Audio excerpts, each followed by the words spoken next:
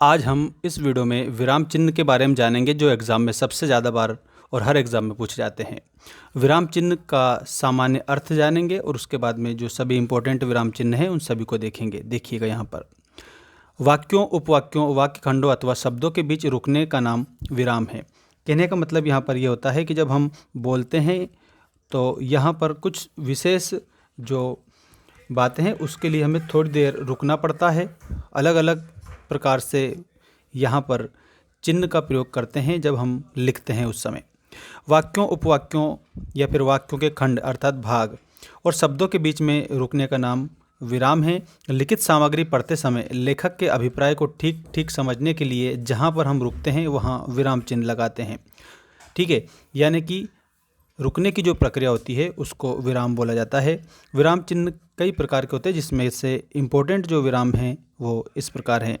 देखिएगा यहाँ पर सबसे पहला अल्प विराम, जहाँ पर कुछ समय के लिए रुका जाता है तो उसे अल्प विराम कहते हैं। इसको इस तरीके से बनाया जाता है। इसके बाद में अर्ध विराम, यहाँ पर जब आधे समय के लिए रुका जाता है उस समय अर्ध विराम चिन्ह का यहाँ पर प्रयोग किया जाता है। इसके बाद में पूर्ण विराम, जब वाक्य में जैसे कि वाक्य समाप्त हो जाता है, वाक्य पूर्ण हो जाता है, उस समय ये चिन्ह लगाया जाता है तो इसको पूर्ण विराम कहते हैं। इसके बाद प्रश्न सूचक चिन्ह, वाक्य में यदि कोई प्रश्न किया गया हो तो वहाँ पर इस प्रकार से चिन्ह लगता है। सभी जो विराम चिन्ह हैं सभी के उदाहरण अभी मैं आपको बताऊंगा, ध्यान रखिएगा। पहले हम चिन्ह के बारे में और चिन्ह कैसे लगता है ये देख रहे हैं। विस्मय या आदिबोधक चिन्ह ये विस्मय सूचक चिन्ह है। विवरण चिन्ह ये यहाँ पर विवरण चिन्ह है। निर्देशक चिन्ह ये यहाँ पर आपको निर्देशक चिन्ह दिया गया है। इसके बाद में यहाँ नेक्स्ट जो आता है योजक चिन्ह, ये आपका योजक चिन्ह है। उद्धरण या अवतरण चिन्ह, इस प्रकार के उद्धरण और अवतरण चिन्ह होते हैं जो आपको यहाँ दिखाई दे रहे हैं। लाघव संक्षेप चिन्ह को ये जीरो जैसा बना दिया और कोष्ठक ये वाले कोष्ठक हैं। अब सभी जो विराम चिन्ह हैं उन सभी की परिभाषा यहाँ पर हम देखेंगे और उदाहरण भी देखेंगे। देखिएगा, सबसे पहले अल्प विराम, ये जो चिन्ह बना है अल्प विराम का चिन्ह है। पढ़ते समय जिस स्थान पर थोड़ा ठहरना हो, मतलब थोड़ा, ठीक है, थोड़ी देर, वहाँ अल्प विराम लगाया जाता है। निम्नलिखित स्थितियों में अल्प विराम प्रयुक्त होता है। देखिएगा, जब एक ही प्रकार के बहुत से पद या शब्द वाक्यांश एक साथ आ जाए तो प्रत्येक के बीच में विराम चिन्ह लगाया जाता है। जैसे काम, क्रोध, लोभ, मोह, मद और मात्सर्य को षड रिपु कहते हैं। ठीक है, ये जिसका शरीर स्वस्थ हो, अब ये चिन्ह लगा दिया यहाँ पे। हृदय पवित्र हो, फिर ये चिन्ह लगा दिया। बुद्धि निर्मल हो, ये चिन्ह लगा दिया। वाणी में माधुर्य हो, ये चिन्ह लगा दिया। तो ये यहाँ पर विराम चिन्ह प्रयोग किया जाता है। ठीक है, जिसका शरीर स्वस्थ हो, हृदय पवित्र हो, बुद्धि निर्मल हो, वाणी में माधुर्य हो, वही सचमुच देवता है। और ये पूर्ण विराम भी लगा दिया यहाँ पर। तो इस तरीके से, यानी कि जब एक ही प्रकार के बहुत से पद, शब्द, वाक्यांश एक साथ आ जाते हैं तो उनके बीच में चिन्ह लगाया जाता है ये। इसके बाद में और कहाँ पर लगता है ये, इसको भी आप देखेंगे। देखिएगा, कथन को बल देने के लिए, मतलब जो अपनी बात है उसको बल देने के लिए, पदों की पुनरावृत्ति करने के लिए, मतलब पुनः आवृत्ति जब होती है उस समय भी इसको लगाया जाता है।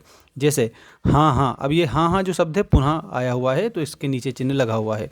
आप पुस्तक ले सकते हैं, कथन पर बल भी दिया है इसमें। अगला देखिए, संबोधन, बस, सचमुच, वस्तुतः, अतः, हाँ, नहीं, अच्छा आदि शब्दों के बाद भी ये लगता है अल्प विराम। अरे मोहन इधर आ, वस्तुतः वह धोखेबाज है, हाँ मैंने ये कहा था। इसमें जो चिन्ह लगे हुए हैं ये सभी अल्प विराम को सूचित करते हैं। इसके अलावा और भी ये नियम है, इसको देखिएगा। पर, किंतु, परंतु, क्योंकि, इसलिए, नहीं तो, फिर आदि अव्ययों, अव्यय ऐसे शब्द होते हैं जिसमें कोई परिवर्तन नहीं होता है। अव्ययों के पहले भी इस चिन्ह को लगाया जाता है। जैसे ये उदाहरण आप लोगों को दिए हैं, सच बोलो, फिर ये चिन्ह लगा दिया, नहीं तो दंड मिलेगा। मैं नहीं आ सका क्योंकि मैं बीमार था। ठीक, उद्धरण चिन्ह के पूर्व भी इसे लगाया जाता है। जैसे ये जो उद्धरण चिन्ह होता है इसके पहले ये लगा हुआ है यहाँ पर, इसलिए मतलब देख सकते हो आप यहाँ पर ये उद्धरण के पूर्व भी लगा हुआ है, ये भी नियम है। इसके अलावा और 3 नियम और भी हैं इसके। किसी पत्र में अभिनिवेदन करने के बाद, जैसे सम्मानास्पद, पिताजी, भवदीय, ऐसे जब शब्द आते हैं तब भी ये चिन्ह लगता है। ठीक है, एक ही पंक्ति में नाम और पता लिखते समय भी इसको लिखा जाता है, बनाया जाता है। वाक्यों में शब्द युग्म, मतलब शब्दों का जो जोड़ा होता है उसको शब्द युग्म बोला जाता है। तो शब्द युग्मों को अलग अलग दिखाने के लिए भी इसका प्रयोग किया जाता है। जैसे सुख, दुख, और फिर ये अल्प विराम का प्रयोग कर दिया। यश, अपयश, फिर ये अल्प विराम का प्रयोग कर दिया। जन्म, मृत्यु, सब विधि के अधीन है। तो इस प्रकार से इसको प्रयोग किया जाता है। अब अल्प विराम के बाद में आता है अर्ध विराम। अर्ध विराम का मतलब जानिए, और ये चिन्ह आपने देखा ही है, अभी मैंने बताया है आप लोगों को, इसके पहले बता दिया था। जहाँ अल्प विराम की अपेक्षा कुछ अधिक समय तक रुकना पड़ता है वहाँ इसका प्रयोग होता है। जैसे मिश्र तथा संयुक्त वाक्यों के उपवाक्यों में विरोधात्मक कथन प्रकट करते समय, विरोधात्मक मतलब विरोध युक्त, ठीक, जैसे देश का विकास तो हुआ, अब ये हुआ के आगे चिन्ह लगा दिया, पर बेरोजगारी आज एक चुनौती बन गई है। मिश्र वाक्य और संयुक्त वाक्यों के जो उपवाक्य होते हैं उसमें भी ये लगता है। जो तुमसे नफरत करता है, ये देखो चिन्ह लगा दिया, उससे तुम प्यार करो। अगला देखिएगा नेक्स्ट, किसी नियम के उल्लेख के बाद आने वाले उदाहरण सूचक जैसे शब्द के पूर्व भी इसको लगाया जाता है। नियम के उल्लेख के बाद में आने वाले जो जैसे वचन के दो भेद होते हैं, अब कौन कौन से उदाहरण बताओ, तो एक वचन और द्विवचन। उदाहरण के पूर्व मतलब पहले, तो जैसे के आगे लगा हुआ है ये, ठीक है, इस तरीके से। एकाधिक, एक से अधिक उपाधियों का उल्लेख करते समय बीच में भी इसको लगाया जाता है। एमए के बाद पीएचडी, फिर चित्रकला डिप्लोमा आदि, ठीक, इस तरीके से। इसके बाद में एक ही मुख्य विषय संबंधित उपवाक्यों के मध्य, वह पगली कभी हंसती थी, कभी रोती थी, कभी आसमान की ओर देखती थी, ये तो ये यहाँ पर लगा दिया है, इसको यहाँ लगा दिया है, इस तरीके से चिन्ह लगता है ये। इसके बाद आता है पूर्ण विराम। ये पूर्ण विराम का चिन्ह है, ये जो बना हुआ है पूर्ण विराम। जहाँ किसी बात को कहने का आशय या अभिप्राय पूरा हो गया हो वहाँ पूर्ण विराम लगाया जाता है, ठीक है। मतलब बात अगर हमारी पूर्ण हो गई है तो वहाँ पर पूर्ण विराम लगता है। प्रश्नवाचक तथा विस्मयबोधक वाक्यों के अतिरिक्त मतलब अलावा अन्य वाक्यों की समाप्ति पर पूर्ण विराम लगता है। कहने का मतलब प्रश्नवाचक जो चिन्ह होता है ना, मतलब प्रश्नवाचक वाक्य जो होता है ना, उसकी जगह तो प्रश्नवाचक चिन्ह ही लगता है। विस्मय सूचक होता है तो वहाँ पर विस्मय सूचक चिन्ह लगता है। इन दोनों चिन्हों के अलावा जब वाक्य पूरा होता है तो वहाँ पर हमारा पूर्ण विराम का प्रयोग होता है, ये बात ध्यान रखना। जिन स्थितियों में इसका प्रयोग होता है वे हैं, वाक्य के पूर्ण होने पर, मतलब पूर्ण विराम का हम प्रयोग कब करते हैं, जब वाक्य हमारा पूरा हो जाता है। तुलसीदास ने रामचरितमानस लिखा है और ये पूर्ण विराम लगा दिया। किसी व्यक्ति, वस्तु, घटना, क्रिया, व्यापार का सजीव वर्णन करते समय वाक्यांश के अंत में, जैसे सुसज्जित मंच, मंच पर दो कुर्सियाँ, कुर्सियों के सामने मेज पर गुलदस्ते, ये चिन्ह लगा रखा है, ठीक है, तो ये पूर्ण विराम चिन्ह है, ठीक है। इसका भी नियम है यहाँ पर जो बता रहे हैं। वैसे सिंपल नियम इसका क्या है, जब वाक्य पूर्ण हो जाता है तो इसको लगाया जाता है। दोहे आदि कविता के पहले चरण में पूर्ण विराम की 1 पाई और दूसरे चरण की समाप्ति पर 2 पाई लगाई जाती है, जैसे मंगल भवन अमंगल हारी, और ये चिन्ह लगा दिया। द्रवहु सुदशरथ अजिर बिहारी, तो ये चिन्ह लगा दिया। और ये किसका है, रामचरितमानस का है। रामचरितमानस की रचना तुलसीदास जी ने की थी, ये बात भी आप सभी बच्चों को याद होना चाहिए। भगवान राम के बारे में इसमें बताया है। इसके बाद में प्रश्न सूचक चिन्ह देखिएगा।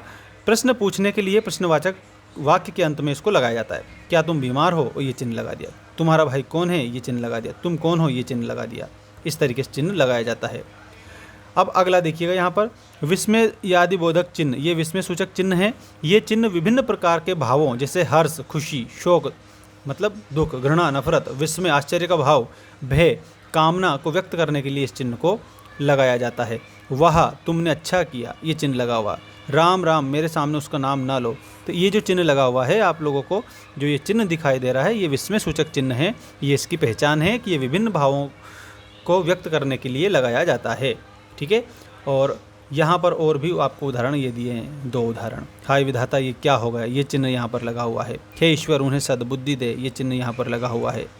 इसके बाद में नेक्स्ट देखिएगा यहाँ पर विवरण चिन्ह, ये विवरण चिन्ह है। जब एक सामान्य बात कहकर उसके बाद उसका विवरण क्रम से दिया जाता है तब ये चिन्ह लगाया जाता है। जैसे लिंग के 2 भेद होते हैं, अब ये विवरण चिन्ह लगा दिया, पुल्लिंग और स्त्रीलिंग, इस तरीके से।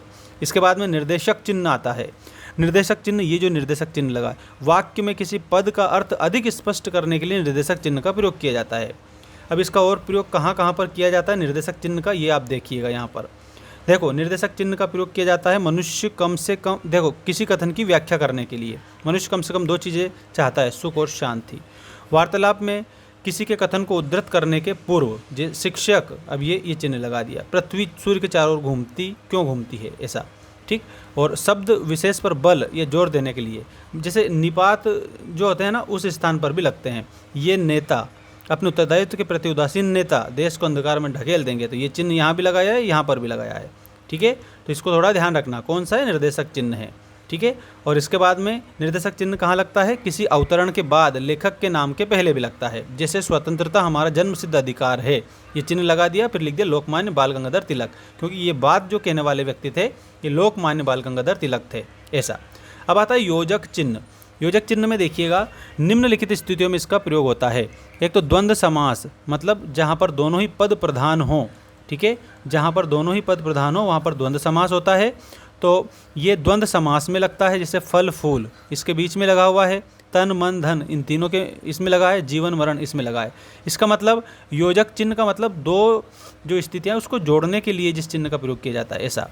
एकार्थक शब्दों के बीच में, जैसे समझ बूझ भोग विलास खाना पीना, ठीक है, ये एकार्थक मतलब एक अर्थ देने वाले जो शब्द होते हैं, ऐसे की जगह पर भी किसका प्रयोग किया जाता है, योजक चिन्ह का की के। इसके बदले दो शब्दों के बीच में राम लीला अगर यहाँ पर बनाता तो कैसे बनता, राम की लीला ऐसे बनता, लेकिन की जो शब्द है इसको हटा दिया है, ठीक, और यहाँ ये चिन्ह लगा दिया, तो योजक चिन्ह इन शब्दों के बीच में लगता है। कहानी संग्रह, कहानी का संग्रह, भाषा कौशल, भाषा का कौशल या भाषा के कौशल, ठीक है ना, इसमें लगता है। इस तरीके से ये इन चीज़ों को हटाकर ये लगाया जाता है। शब्दों की द्विरुक्ति, मतलब दो बार अगर एक शब्द आता है तो भी इसको लगाया जाता है, जैसे घर घर, ये बीच में चिन्ह लगा है, योजक चिन्ह। चलते चलते बीच में चिन्ह लगा है, योजक चिन्ह। कभी कभी बीच में चिन्ह लगा है, योजक चिन्ह। धीरे धीरे इसमें भी योजक चिन्ह लगा हुआ है, ठीक। पुनरुक्त मतलब पुनः उक्ति होती है। पुनरुक्त शब्द के मध्य आए का, ना, ही, से आदि के पहले एवं बाद में, जैसे जो, का, त्यों। अब ये लगा हुआ है यहाँ पे, ठीक। कोई ना कोई, मन ही मन, कम से कम, तो इसमें कौन कौन शब्द आ गए, जैसे का भी आ गया है, ठीक है, ना भी आ गया है, और ही भी आ गया है, और से भी आ गया है, ठीक है। तो ये पुनरुक्त शब्द के मध्य अगर का, ना, ही और से अगर ये शब्द आते हैं तो भी इस चिन्ह का प्रयोग किया जाता है, योजक चिन्ह का, ठीक है। ऐसा इसको थोड़ा ध्यान रखना। और इसके बाद में आता है उद्धरण चिन्ह या अवतरण चिन्ह, ठीक है, उद्धरण चिन्ह या अवतरण चिन्ह। उसके बाद लाघव चिन्ह देखेंगे अपन, देखिएगा। उद्धरण अवतरण चिन्ह इस प्रकार से लगाया जाता है, ये ऊपर देख सकते हो, ये दो इधर देख सकते हो, ठीक है। इसके दो रूप होते हैं, एक तो एकल, तो ये वाला जो दिया ये तो एकल है, और ये युगल वाला है, ठीक है। तो एकल, ये एकल है जो एक ही लगता है इस प्रकार से, ठीक है, ऐसे, और युगल इसमें दो होता है, ठीक है, इस तरीके से। तो निम्नलिखित स्थितियों में इसका प्रयोग किया जाता है। अब इसकी प्रयोग की स्थितियाँ कौन कौन सी है वो भी आप देख लीजिएगा। यहाँ पर देखिए, किसी व्यक्ति का उपनाम या पुस्तक का नाम एकल उद्धरण चिन्ह के भीतर लिखा जाता है, जैसे सूर्यकांत त्रिपाठी निराला ने तुलसीदास खंड काव्य लिखा, ये यहाँ पर एकल लगा हुआ है, ठीक। परिस्थिति क्या है, किसी व्यक्ति का उपनाम या पुस्तक का नाम है, निराला किसका उपनाम है, सूर्यकांत त्रिपाठी निराला का, ठीक है, और तुलसीदास खंड काव्य लिखा है इन्होंने, ठीक है, क्योंकि तुलसीदास निराला की रचना है, ऐसा। तो ये निराला जो है ना उपनाम, इसके पास में भी लगा हुआ है, ऐसा। किसी व्यक्ति का ज्यों का त्यों उद्धृत करने के लिए युगल उद्धरण चिन्ह का प्रयोग किया जाए, जैसे गांधी जी ने कहा था करो या मरो, यानी कि यहाँ पर ये चिन्ह लगा रखा है, ठीक है, उद्धरण चिन्ह यहाँ दे दिया गया है, ठीक। इसके बाद में लाघव चिन्ह आता है, लाघव के बाद कोष्ठक देखेंगे। लाघव या संक्षेप चिन्ह, ये जो जीरो जैसा बनता है इसको लाघव या लघु संक्षेप चिन्ह बोला जाता है। जब संक्षेप करने के विचार से पूरा नाम या शब्द ना लिखना हो तो उसका प्रतीक रूप आदि वर्णों का प्रयोग करके प्रत्येक के बाद इस चिन्ह का प्रयोग किया जाता है। जैसे मास्टर ऑफ आर्ट्स, अगर आप मास्टर ऑफ आर्ट्स नहीं लिखे तो आप MA लिखोगे, ठीक है, ऐसे। तो ये जो जीरो जैसा बना हुआ है, ठीक है, इस तरीके से। बोर्ड ऑफ सेकेंडरी एजुकेशन के लिए BES, ठीक है, बोर्ड ऑफ सेकेंडरी एजुकेशन। तो और ये बीच में ये जो चिन्ह बना हुआ है ये कौन सा चिन्ह है, लाघव या संक्षेप चिन्ह है, ठीक है। इस तरीके से इसका प्रयोग किया जाता है लघु करने के लिए, मतलब छोटा करने के लिए। इसके बाद में आता है कोष्ठक। ये कोष्ठक 3 तरीके के यहाँ पर दिए गए हैं, ठीक है, अलग अलग तरीके के कोष्ठक होते हैं। देखिए, उक्त सभी प्रकार के कोष्ठक चिन्हों का प्रयोग सामान्यतः गणित में होता है, भाषा में इनका विशेष व्यवहार है, ठीक। देखें, विकल्प या अर्थ को सूचित करने के लिए मारुत नंदन हनुमान, अब मारुत नंदन किसे कहा जाता है, हनुमान कहा जाता है, तो हनुमान को कोष्ठक में मतलब लिख दिया है ऐसे। राम के अनन्य भक्त थे, राम ने लंकापति रावण को बाण से मारा, इसमें भी ये चिन्ह लगा दिया। क्रम सूचक अंकों या अक्षरों के दोनों ओर लगाया जाता है, जैसे 1 2 का खा, ठीक है, और चिन्ह लगा दिया कोष्ठक, ठीक। इस तरीके से आप लोग यहाँ ध्यान रखेंगे। और ये अभ्यास कार्य मैं आप लोगों को दे रहा हूँ, आप सभी ये अभ्यास कार्य अपना कॉपी में कंप्लीट करेंगे। विराम चिन्हों का प्रयोग क्यों किया जाता है ये अर्धविराम चिन्ह का प्रयोग करके एक वाक्य बनाना है। उद्धरण चिन्ह का प्रयोग कहाँ पर होता है, 2 उदाहरण आप लोगों को बताना है। ठीक है, मिलते हैं नेक्स्ट वीडियो में। चैनल को सब्सक्राइब करके रखना सभी स्टूडेंट्स।